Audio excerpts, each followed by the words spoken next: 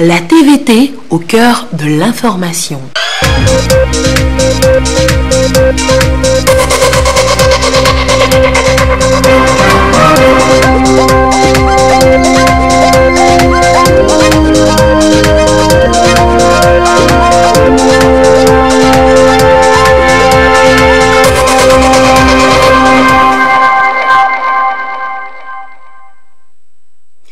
Il est l'heure du journal sur la télévision togolaise. Madame, Monsieur, bonsoir. Et voici les titres de cette édition. Retour dans ce journal sur le séjour du chef de l'État Faure Eswazimna Nyazingbe la semaine dernière en Chine. Plusieurs jours durant lesquels le président de la République a pris part au sommet Chine-Afrique, visité plusieurs entreprises chinoises et échangé avec la diaspora togolaise en Chine, précisément à Guangzhou. Et puis, un mois après l'élaboration de la feuille de route pour la sortie de crise au Togo, le comité de suivi de la mise en œuvre de cette feuille de route a rencontré ce lundi les différents acteurs de la vie politique togolaise. À découvrir dans ce journal. Et puis, coup d'essai et coup de maître pour Anita Afanchao. La jeune cinéaste togolaise a permis au Togo de remporter le Grand Prix à Clap Ivoire 2018 avec son œuvre intitulée Ordure. Voilà pour les titres. Le chef de l'État, Faure Eswazimna Nyazingbe, a achevé son séjour en Chine après plusieurs activités en marge du forum sur la coopération sino-africaine. Le président de la République a notamment visité l'usine textile Foshan Nahai, qui est l'une des plus grandes unités industrielles en Chine. Cette entreprise a connu des succès depuis sa création il y a près de 4 décennies. Et le Togo pourrait donc s'inspirer de ce modèle chinois en matière de textile. Le compte rendu avec Prudence Zissou.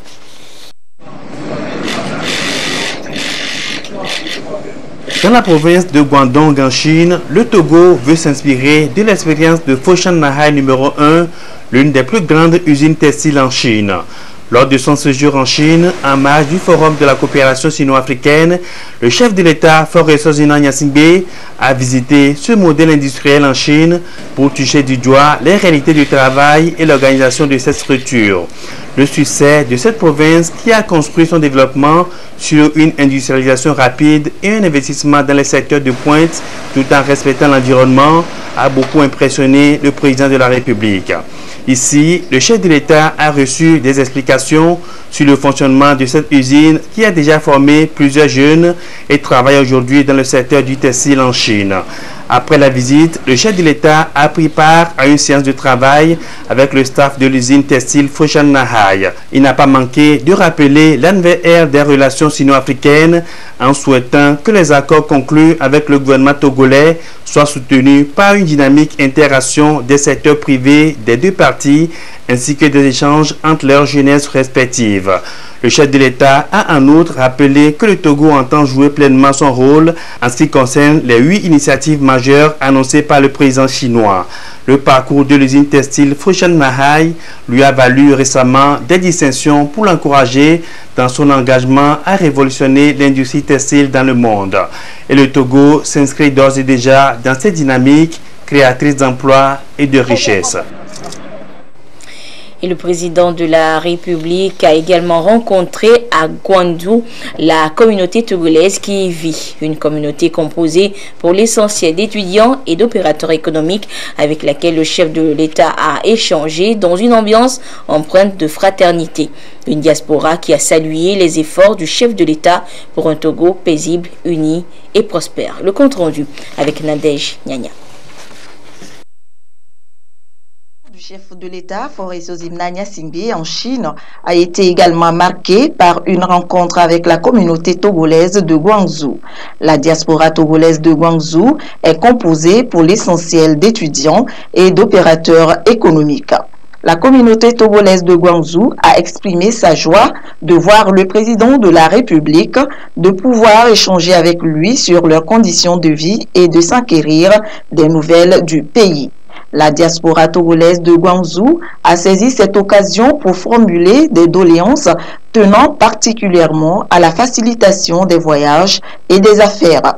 Après avoir pris note des demandes formulées par les membres de la diaspora togolaise de Guangzhou et promis d'étudier les moyens d'y répondre, le président de la République, Faure Sozimna Singbe, a félicité les Togolais de la province de Guangzhou pour leur exemplarité saluée ici par les autorités chinoises et pour les vertus de fraternité et de solidarité qu'ils développent au quotidien dans cette province. Le chef de l'État les a encouragés à conserver ce vif intérêt pour leur patrie et tout ce qui s'y déroule. Le président de la République a pour finir exhorté les Togolais de la province de Guangzhou à s'investir pour le renforcement des relations d'amitié et de coopération entre la Chine et le Togo. Voilà donc ce qu'on pouvait retenir donc du séjour du chef de l'État en terre chinoise. L'actualité de ce lundi, c'est aussi l'ouverture de la première rencontre du comité de suivi de la mise en œuvre de la feuille de route élaborée lors du 53e sommet de la CEDEAO à Lomé. Ce matin donc, le président de la commission de la CEDEAO, Jean-Claude Kassi-Brou, a rencontré les 14 partis de l'opposition, les membres du gouvernement, les représentants des facilitateurs et du parti au pouvoir. Les précisions avec Augustin Kossi. C'est la première rencontre du comité de suivi de la feuille de route de la CEDEAO avec les différents acteurs de la scène politique au Togo. Une feuille de route qui a été élaborée à la fin de la 53e session de la conférence des chefs d'État et de gouvernement à Lomé. Elle est destinée à accompagner le Togo dans la résolution de la crise qui le traverse. Les représentants des facilitateurs mandatés à cet effet par l'organisation régionale et les différentes parties prenantes sont ici pour évaluer l'état de la mise en œuvre de cette feuille de route. La conférence des chefs d'État et de gouvernement de la CEDEAO, en adoptant le 31 juillet 2018 la feuille de route pour la résolution consensuelle de la crise sociopolitique, avait prévu d'instituer un comité de suivi composé des représentants des facilitateurs et de la commission de la CEDEAO pour assurer le suivi de la mise en œuvre des décisions. La conférence avait instruit la commission de la CEDEAO à poursuivre son soutien aux facilitateurs. Nous sommes donc heureux de voir se tenir la toute première réunion du comité de suivi. Il s'agira donc de faire l'évaluation au niveau de la mise en œuvre de la feuille de route pour faire avancer le processus et apporter les solutions qui seront nécessaires dans ce sens. Pour préparer cette réunion d'aujourd'hui du comité de suivi, la commission de la CEDEAO avait organisé une rencontre avec l'ensemble des parties prenantes le 8 août 2018. C'est donc avec plaisir que je partagerai avec vous les actions entreprises à ce jour par la commission de la CEDEAO dans le cadre de cette feuille de route. Je peux déjà vous assurer que la commission de la CEDEAO mettra tout en œuvre afin d'accompagner les facilitateurs dans la réalisation des actions prévues, notamment les réformes constitutionnelles et l'organisation d'élections consensuelles, équitables, démocratiques d'ici le 20 décembre 2018, tel que recommandé dans la feuille de route issue du communiqué final de la 53e session ordinaire de la conférence des chefs d'État et de gouvernement de la CEDEAO. Nous savons que les Togolais et les Togolaises de toutes catégories socio-professionnelles ainsi que la région ouest africaine attendent que ces assises permettent de faire avancer l'ensemble des réformes afin de consolider la démocratie et l'état de droit et permettre l'organisation d'élections libres, transparentes et crédibles afin de maintenir l'harmonie et la cohésion entre les différentes composantes de la société togolaise. C'est pourquoi je voudrais remercier et féliciter l'ensemble des acteurs pour les actions menées dans le sens des objectifs fixés par la feuille de route du 31 juillet 2018. Après cette évaluation et consultation des acteurs, l'on peut croire à un engagement des différentes parties pour une sortie de crise pacifique au Togo. Une feuille de route qui avait également décidé de la tenue le 20 décembre prochain des élections législatives dans notre pays. Et pour cela, la Commission électorale nationale indépendante CENI s'active. Elle a démarré ce matin la formation des opérateurs de saisie. Pour cette première vague, ils sont 3300 à acquérir des notions pour réaliser prochainement le recensement des électeurs. Arnaud Kili.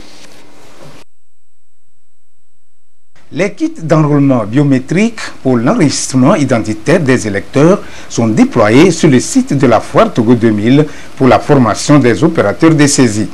Les formateurs sont mobilisés pour donner des outils pratiques indispensables pour l'enrôlement des électeurs devant figurer sur la liste électorale de la Commission électorale nationale indépendante CENI. Une formation qui a toute son importance dans la réussite de cette mission de la CENI. Cette présente formation vise à vous outiller pour faire face au recensement de nos concitoyens devant figurer sur la liste électorale, suivant les conditions contenues dans le code électoral de notre pays. Il va s'agir pour vous de maîtriser au cours de votre formation l'utilisation du kit d'enrôlement biométrique pour enregistrer les données identitaires des électeurs, notamment la filiation, les empreintes digitales, la photo numérique et l'impression enfin de la carte d'électeur. Mesdames et messieurs, permettez-moi de vous rappeler les dates ci-après. Première zone de recensement du 1er au 8 octobre 2018. Deuxième zone de recensement du 17 au 25 octobre 2018. Élections législatives le 20 décembre 2018. Ils sont au total 6600 opérateurs de saisie à suivre la formation en 2 vagues. La première du 10 au 15 septembre et la deuxième du 18 au 23 septembre 2018. Pour cette mission de recensement, 6200 opérateurs de saisie seront retenus. En 2019, le Togo va accueillir la 25e édition de la tranche commune entente. Et les préparatifs de cet événement ont commencé par la rencontre à Lomé des experts ce matin. La rencontre qui tient lieu d'ouverture de la 50e réunion annuelle des directeurs généraux des loteries nationales des États membres du Conseil de l'entente. Et durant 5 jours, ils vont dresser le bilan des activités de l'année en cours et élaborer des perspectives, notamment la dématérialisation partielle des tickets de la tranche commune entente. Les précisions avec Serge Tastom et Essoram Théotéo. Les loteries nationales des États membres du Conseil de l'entente se portent à merveille. Face à un monde en pleine mutation, elles se doivent de s'adapter au nouvel environnement économique marqué par le développement des techniques de l'information et de la communication pour mieux prendre en compte les aspirations des couches juvéniles très accros au numérique.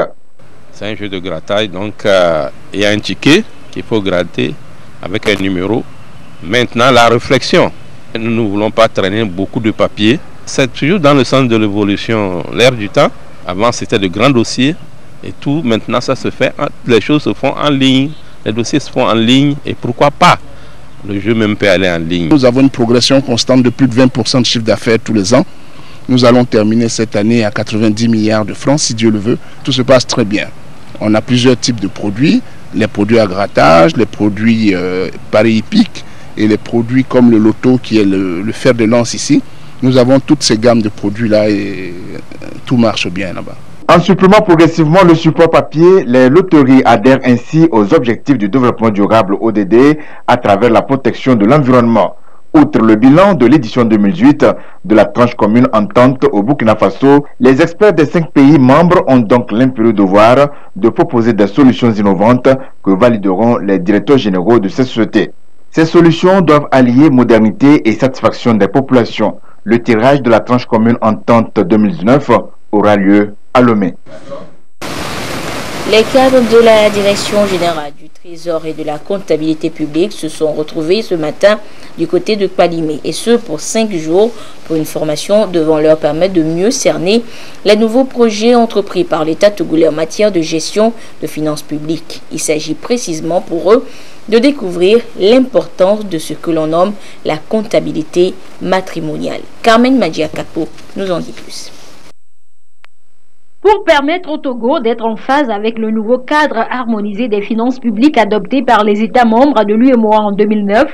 Le pays s'est doté en septembre 2010 d'une stratégie de réforme assortie d'un plan triennal visant à moderniser la gestion des finances publiques et de la hisser au niveau des meilleures pratiques et des standards internationaux. L'implémentation de ces réformes passe par une réorganisation structurelle de la Direction générale du Trésor et de la comptabilité publique. Pour ce faire, des cadres de la direction du Trésor public se sont réunis à Kpalimé pour mieux maîtriser les objectifs de la réforme comptable de l'État, notamment la comptabilité patrimoniale. Jusqu'à ce jour, le Trésor public tient une comptabilité de caisse. Et ce que nous voulons faire aujourd'hui, c'est de quitter cette comptabilité de caisse pour aller à la comptabilité patrimoniale et en droit constaté. La comptabilité de caisse, sa définition simple, c'est que les opérations ne sont enregistrées par les comptables que lors du décaissement ou de l'encaissement. Mais avec la comptabilité patrimoniale, l'opération sera enregistrée dès que le droit de l'État envers les tiers est constaté, soit dès que le droit des tiers envers l'État est constaté. Donc, rapprocher la comptabilité du fait générateur. Il ne s'agira plus d'attendre le paiement ou l'encaissement pour passer les écritures. Cette rencontre est la toute première d'une série de formations réservées aux agents de la Direction nationale du Trésor et de la comptabilité publique. C'est donc une opportunité qui est offerte au cadre de cette direction de passer d'une comptabilité de caisse à une comptabilité des droits et obligations constatées d'ici à janvier 2019. La formation est financée par l'Union européenne dans le contexte de l'exécution du début programme pluriannuel du ministère de l'économie et des finances. Plusieurs programmes et projets sont mis en place par le gouvernement togolais pour insuffler une nouvelle dynamique à l'agriculture du pays. Des initiatives qui ont changé le quotidien des agriculteurs et impacté positivement la production de ces derniers. Le programme national d'investissement agricole et de sécurité alimentaire et nutritionnelle PNIA-100, lancé en 2017, est l'un de ces mécanismes. Ce programme, qui est à mi-parcours, donne des résultats déjà satisfaisants. Et Lucassi nous fait le point du chemin déjà parcouru dans le dossier de cette édition. Le secteur agricole togolais a pris son envol ces 10 dernières années grâce aux multiples projets et programmes conçus et mis en œuvre par le gouvernement et ses partenaires en développement. Ces projets au rang desquels le programme national d'investissement agricole et de sécurité alimentaire PNIA-100 ont permis de porter l'agriculture togolaise sur une phase ascendante. Ce projet, par exemple, a permis de booster le secteur agricole avec une croissance de plus de 6%. Avec ses sous-projets, notamment le projet d'appui au développement agricole au Togo PADAT et le programme de productivité agricole en Afrique de l'Ouest au Togo PPAO, les petits producteurs vulnérables ont pu bénéficier de semences améliorées, des intrants et de nouvelles technologies pour la mécanisation, l'amélioration et l'accroissement de la productivité des produits vivriers et de rente. Le PNIA-100, qui a démarré en 2011, a pris fin en 2016. Et pour maintenir la bonne dynamique qu'il a impulsée à l'agriculture togolaise, le programme national d'investissement agricole et de sécurité alimentaire et nutritionnelle PNIA-100 a été lancé en décembre 2017. Ce programme, qui est à mi-parcours, enregistre déjà de bons résultats. Selon la mission d'évaluation de l'enveloppe additionnelle du projet d'appui au secteur agricole PASA, un sous-projet du PNIA-100, ce programme a touché plus de 147 200 bénéficiaires directs contre un objectif de 150 000 pour fin 2018, soit un taux d'atteinte de 98,16%. Le pourcentage des femmes touchées s'élève à 20,55% contre une prévision de 18% et la quantité des produits agricoles transformés est de 24 526 tonnes contre un objectif prévisionnel de 27 110 tonnes, soit un taux de 90,60%. Le secteur de l'élevage a été largement touché par ce programme. L'accroissement des effectifs des animaux auprès des bénéficiaires est de 245 084 pour une cible de 271 943, soit 90,39%.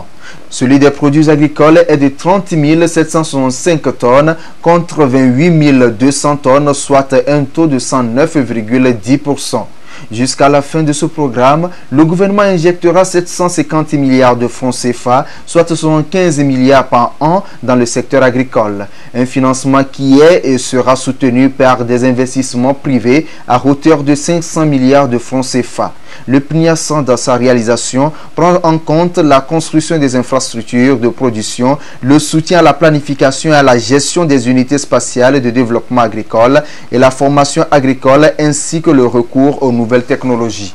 Le PNIASAN redonne donc un nouveau souffle à l'agriculture togolaise, crée de milliers d'emplois et réduit sensiblement l'indice de pauvreté dans les milieux ruraux tout en assurant la sécurité alimentaire à tous. Et l'un des produits de cette agriculture en plein essor était célébré le week-end dernier. L'igname était à l'honneur à Guérin-Kouka. Les populations du Grand Bassar ont célébré de Pontre-Nidak ou la fête des ignames. En début du mois de septembre de chaque année, les peuples Bassar et Konkomba organisent des cérémonies rituelles pour donner le ton à la consommation de la nouvelle igname. Retour sur cette apothéose avec la correspondance de Nestor Mozo. Les Konkomba et Bassar, deux peuples frères et essentiellement agricoles. De toutes les cultures qu'ils pratiquent, l'igname constitue un symbole, celui de leur identité.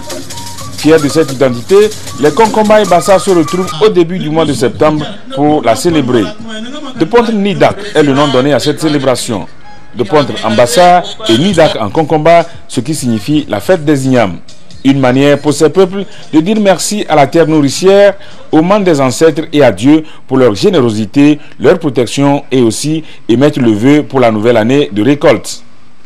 Cette pratique a lieu le premier Kuncha du mois de septembre chaque année, jour des premiers sacrifices. Cette année, ce premier Kuncha, c'est le mercredi 5 septembre. Ainsi, comme le préconise la tradition, les cérémonies prémonitoires doivent commencer ce jour pour déboucher sur le samedi suivant, jour de l'apothéose. À cet effet, depuis le 5 septembre 2018, la nouvelle igname a été offerte aux divinités, ouvrant ainsi la voie à la célébration de la fête dans les quartiers, les villages et les cantons des préfectures de Bassar et de Dankwen. Le Pontre Nidak constitue certes un moment de réjouissance, mais à cette occasion, les peuples du Grand Bassar réfléchissent au développement de leur milieu. Ces peuples se félicitent des actions du gouvernement en leur faveur. Avec la politique du développement, à la base et surtout la réalisation des projets et programmes auxquels sont associées les populations de Bassar et de Dankwen, les infrastructures routières, l'électrification rurale, l'approvisionnement en eau potable, les écoles, les centres de santé et surtout le grand marché moderne de Guérin-Kouka en phase de finition, entre autres, sont autant d'actions dont nous nous félicitons. Plus spécifiquement, et parce qu'il est un intérêt majeur que nous voudrons insister sur le choix du Grand Bassar comme zone d'implémentation du mécanisme incitatif de financement agricole MIFA, dont le chef de l'État a présidé personnellement la cérémonie de lancement le 13 juillet dernier. Bientôt, le Grand Bassar ne sera plus seulement le pays de l'igname, mais aussi le grenier du riz et du manioc, car notre région inexorablement devient un pôle économique agricole. Le Grand Bassar est un réservoir de danses et de chants variés. L'assistance a pu s'en apercevoir.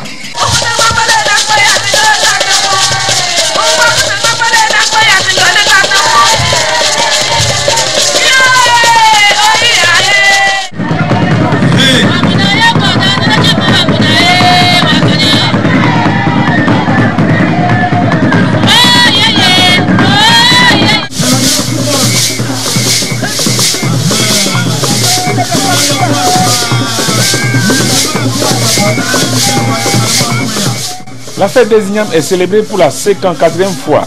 L'édition de cette année est placée sous le thème « Le vivre ensemble pour le développement socio-économique du Grand Bassar », thème qui satisfait le représentant du chef de l'État.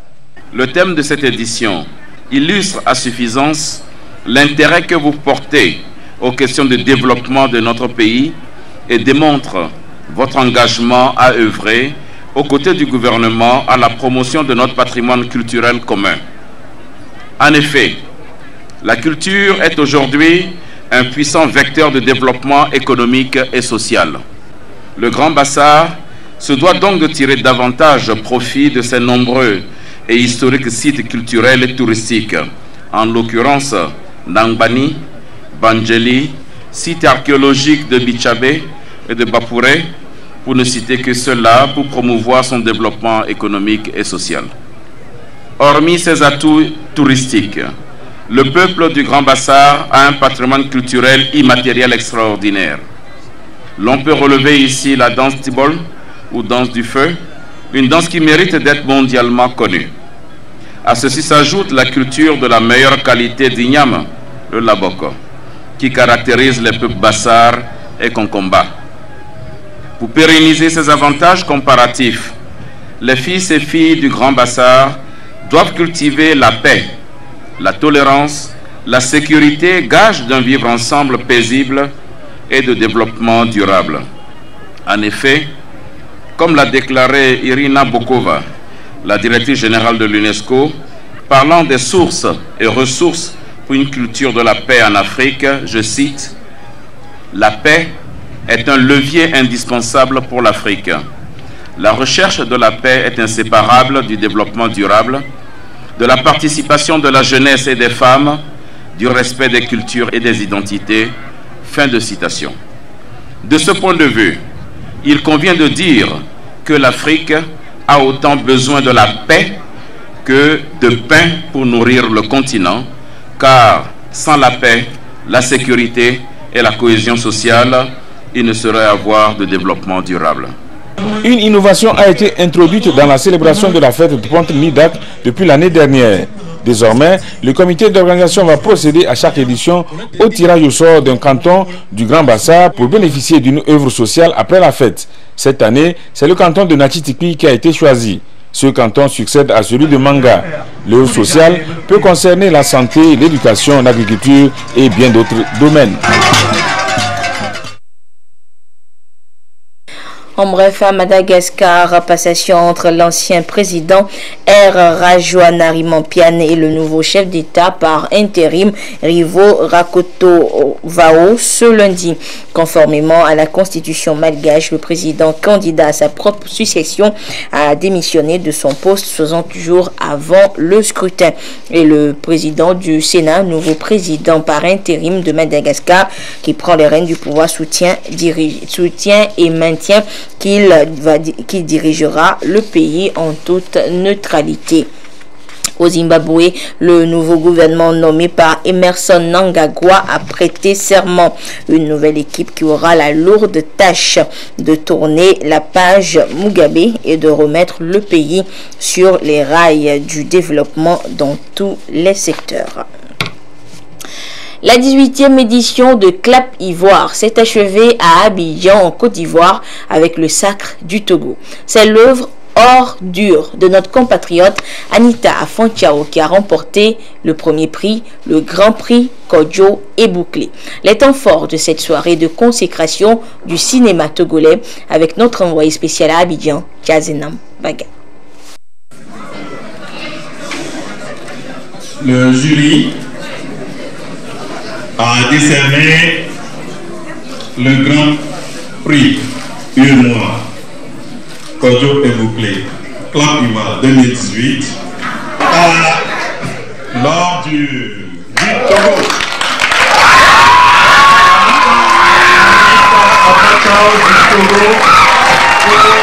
Pour son documentaire lors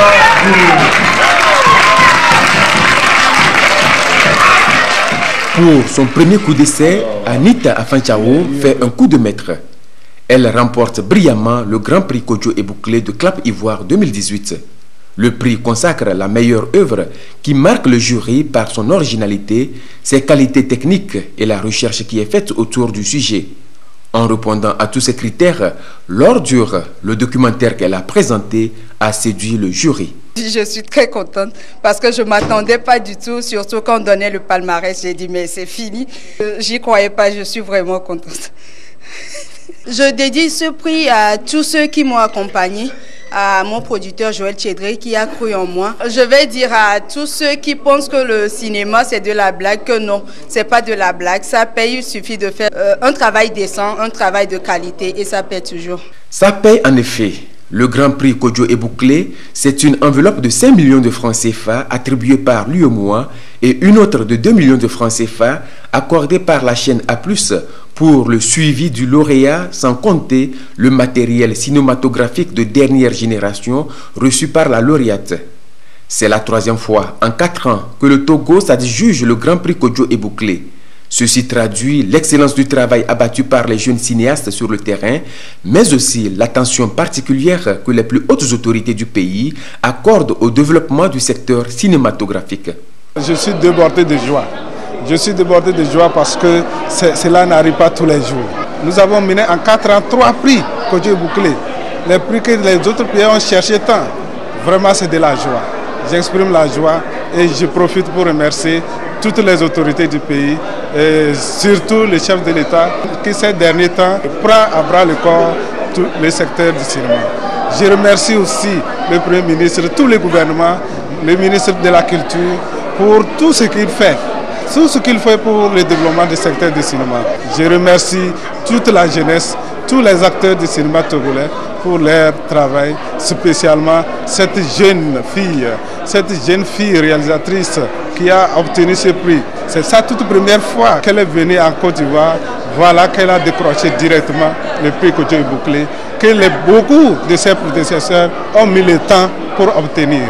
Félicitations à elle. À la jeunesse togolaise, je dis que tout effort paye. Il faut toujours mettre du sérieux. Comme vous l'avez constaté, dans tous ces candidats, son film a été. Tout le monde unanimement a apprécié. Il faut vraiment de l'abnégation et surtout de la patience. Le Togo est venu au Clap Ivoire 2018 avec un film fiction, La vie de Daniel de Gilbert Bararamna, et le documentaire L'ordure de Anita Afanchao qui a décroché le Grand Prix Kodjo est bouclé. Le cinéma togolais est donc en marche. Il prend ses marques sur la scène communautaire. L'adoption du code du cinéma est attendue pour consolider l'ensemble des efforts du gouvernement pour faire du 7e art non seulement une industrie performante, créatrice de richesses et d'emplois pour les jeunes, mais aussi un puissant outil de cohésion sociale, de rapprochement des peuples et d'intégration régionale. Et d'Abidjan, nous revenons à Lomé. Il y a 5 ans naissait la chorale des enfants, les Séraphins de la communauté Sainte-Geneviève de la Gendarmerie nationale. 5 ans au service de l'église qui ont été célébrés avec faste à travers un concert. Le compte rendu avec Sonia Aménipo. Sur scène, des enfants et adolescents qui chantent à la gloire de Dieu. Ils sont des enfants de la chorale des Séraphins de la communauté Sainte-Geneviève de la Gendarmerie nationale.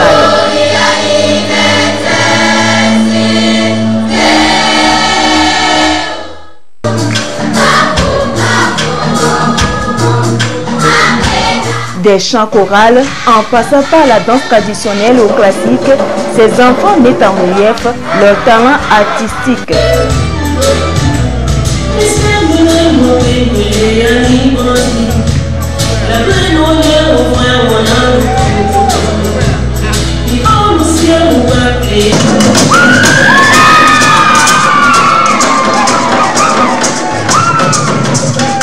L'énergie dégagée et le dynamisme dont ils ont fait preuve ont séduit plus d'un. Il y avait de très bons répertoires et puis en plus, ils ont fait les danses classiques et les ballets. Les fondateurs, franchement, je leur tire mon chapeau. On a assisté à un très beau spectacle. Ils nous ont fait voir beaucoup de merveilles, beaucoup de surprises.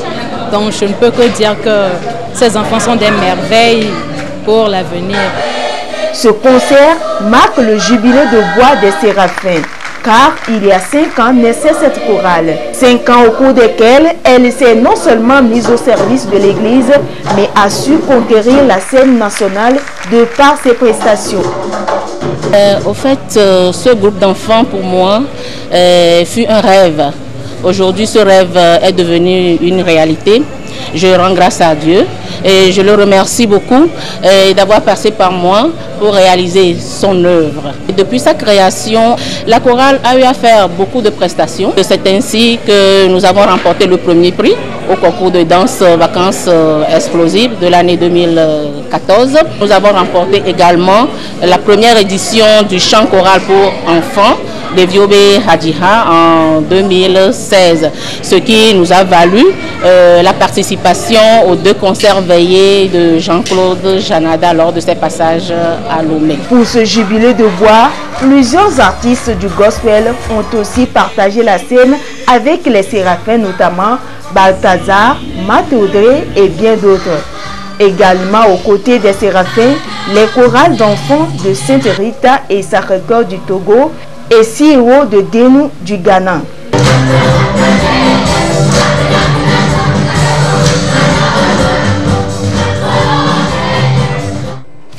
Et voilà, donc c'est sur cette bonne ambiance d'anniversaire des Séraphins que se referme cette édition. Merci de votre fidélité à la télévision togolaise. Excellente suite de nos programmes. Au revoir.